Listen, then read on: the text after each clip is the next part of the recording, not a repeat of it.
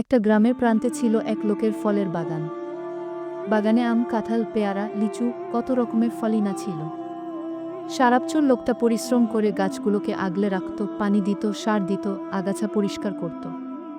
এমন এক সময় এল যখন গাছে গাছে ফল ধরতে শুরু করল।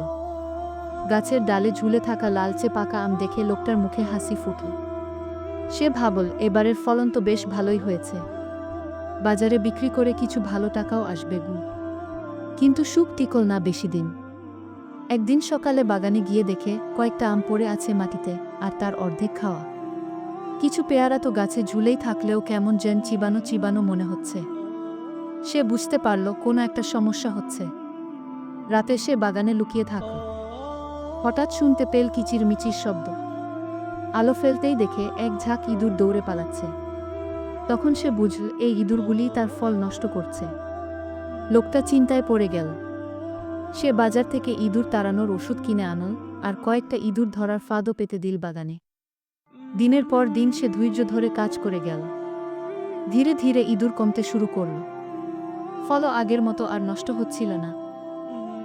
শেষমেশ পুরো মৌসুমে সে অনেক ফল বিক্রি করতে পারল। গ্রামের সবাই তার বুদ্ধি আর ধৈর্যের প্রশংসা করল। আর লোকটা শিখল, পরিশ্রম আর ধৈর্য থাকলে যে কোনো সমস্যা কাটিয়ে ওঠা যায়।